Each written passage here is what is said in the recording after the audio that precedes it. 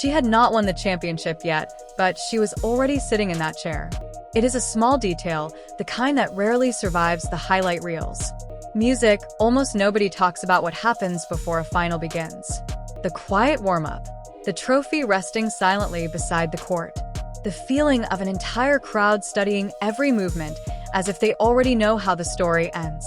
Alex Eala sat calmly, adjusting the grip of her racket, her eyes fixed on the opposite side of the net. Then she saw her opponent, a Czech player. Music, in that instant, something changed. If you have followed even a fraction of Eala's journey, you probably felt it too. 0 victories, 13 defeats, all against Czech opponents. Not a random statistic. Not a coincidence. A pattern so relentless that after the 8th loss, it stopped feeling like bad luck and started feeling like destiny. 13 times she had stepped onto the court against players from the Czech Republic. 13 times she had walked away empty-handed. Now, standing in the final of the Birmingham Open, with a championship hanging in the balance, Wimbledon implications in the background, and hundreds of Filipino supporters filling the stands, fate had delivered another Czech opponent. Bardonova. Of course it did.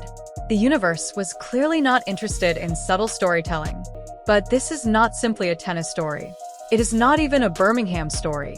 This is a story about an athlete reaching the exact moment designed to break her. Music.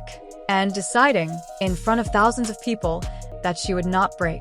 What happened that Saturday afternoon in June 2026 at Edgbaston Priory Club is the kind of sporting moment that people will talk about for years. Yet most still do not fully understand what was truly on the line. Music, to understand it, we need to go back to the beginning of the week. Not the final. The beginning. Because champions are not created in finals.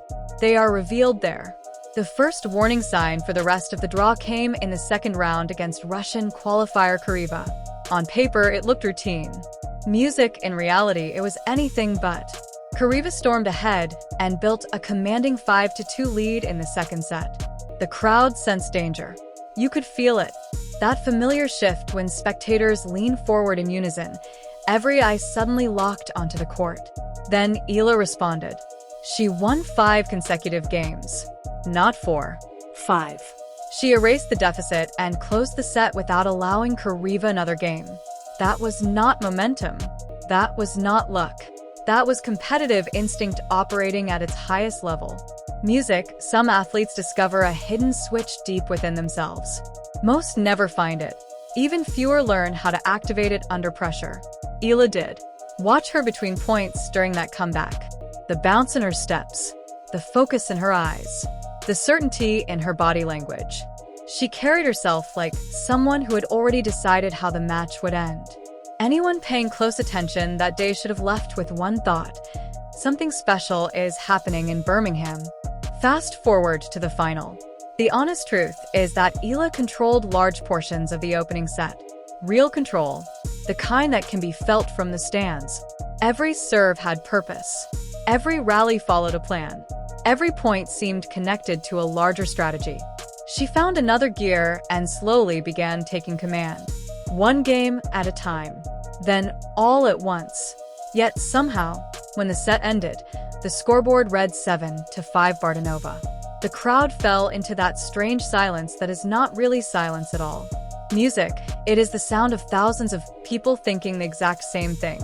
13. And this is where everything changes. Not on championship point. Not during the trophy ceremony. Right here. In the moments between losing the first set and walking back to the baseline. Because this is where careers are often defined.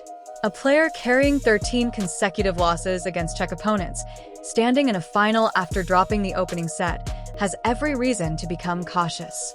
Every reason to play not to lose. Every reason to allow history to take control. Alex Eala chose something else. She attacked. Second set. 6-3. Music, there was no hesitation. No fear. No surrender to the past. She played with the confidence of someone who had already made peace with the pressure and was now simply executing her plan. One set each.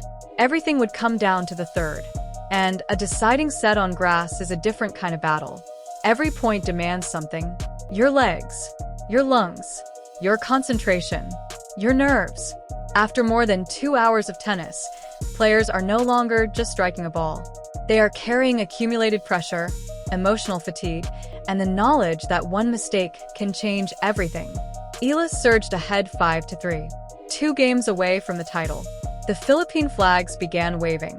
There were more of them than anyone expected to see inside a traditional Birmingham tennis club. Music, the chants grew louder. The dream felt close. Then Bardenova struck back. 5-4. Moments later, 5-5. Suddenly, the scoreboard looked frighteningly familiar. The same uncertainty, the same tension, the same feeling that every previous match against a Czech opponent had eventually produced. The number 13 hovered over the court like a shadow. A question nobody wanted to ask. Would history repeat itself? What happened next sounds simple when reduced to numbers. Eala held for 6-5. Then she served for the championship. Final score, 5-7, 6-3, 7-5. 2 hours and 37 minutes. Music, but numbers cannot. Describe what happened when that final ball landed. They cannot capture the roar that exploded through the venue. Not polite applause. Not respectful appreciation. Something deeper. Something emotional. Something that felt as though years of frustration had finally been released all at once. They cannot fully capture the image of Eala collapsing onto the grass, covering her face with both hands, needing a moment to absorb what had just happened. The curse was over. 13 defeats.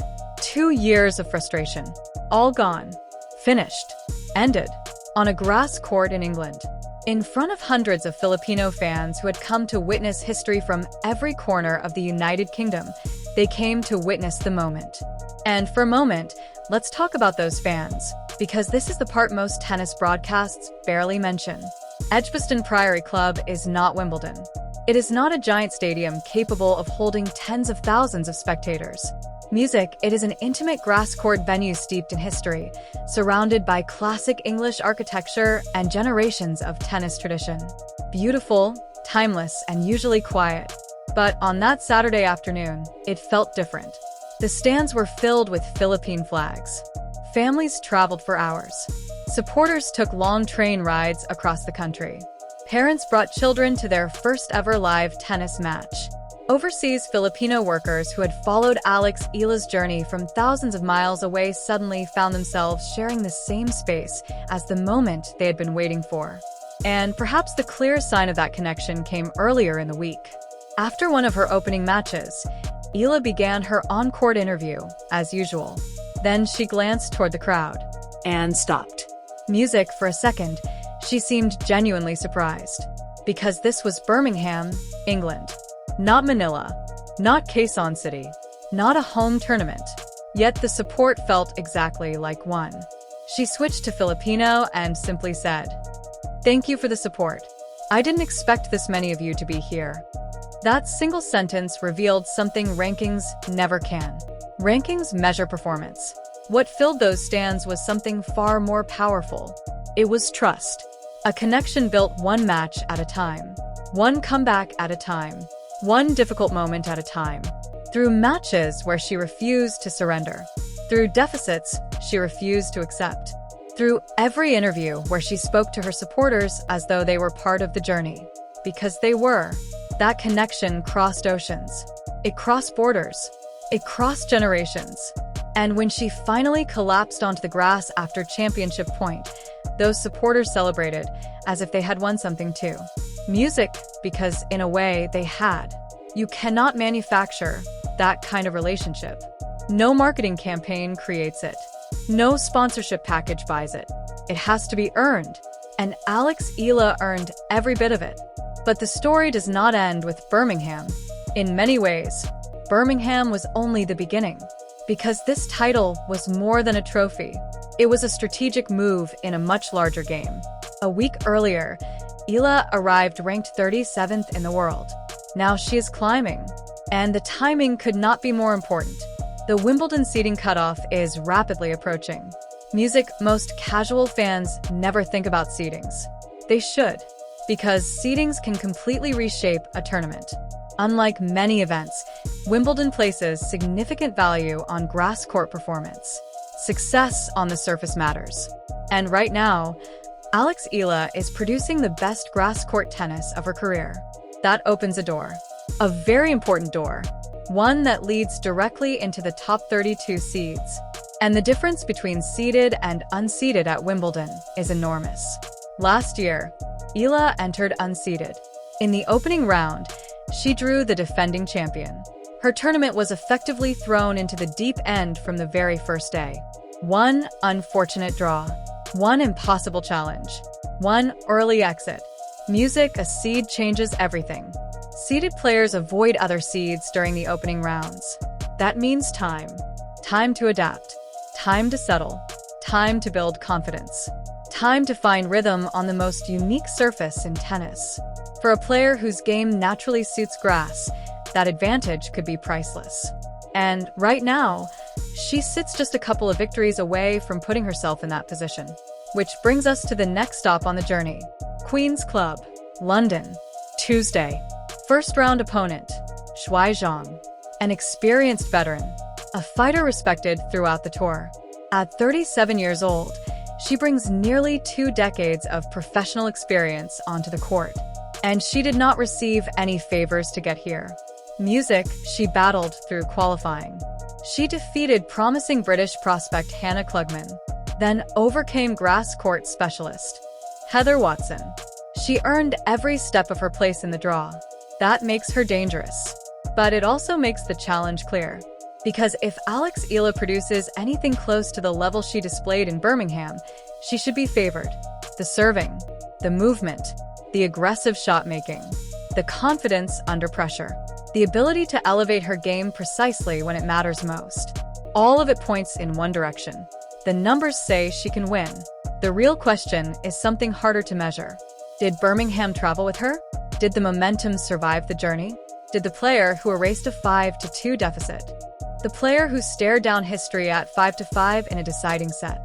The player who finally ended a 2-year nightmare step onto the court again?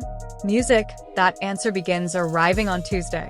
But the larger answer is waiting somewhere beyond it. Because Birmingham answered one question, Wimbledon asks another. And it is the question that can change everything. Wimbledon is not just another tournament. It is the tournament, the oldest championship in tennis. The stage where careers transform, where rankings become reputations, where promising players become legitimate contenders. Music, and perhaps the most exciting part of all this, is that Alex Eala's game fits grass naturally. Her left-handed serve creates angles that many opponents struggle to read. Her ground strokes absorb pace and redirect it effortlessly. She opens the court quickly. She attacks efficiently.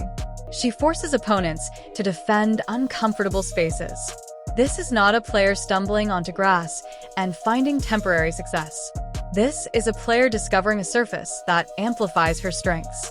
And right now, in June 2026, she has more confidence, more momentum, and more belief on grass than at any previous point in her career.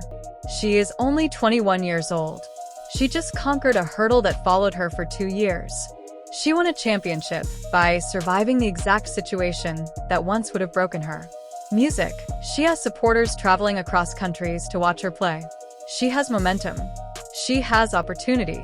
And she is only a few victories away from arriving at Wimbledon with a seed beside her name. Last year, she arrived as an intriguing story. This year, she may arrive as something much more dangerous. Not a dark horse. Not a feel-good narrative. Not a player people politely applaud. A contender. A seeded player in form. A grass court champion. A competitor carrying confidence earned the hard way.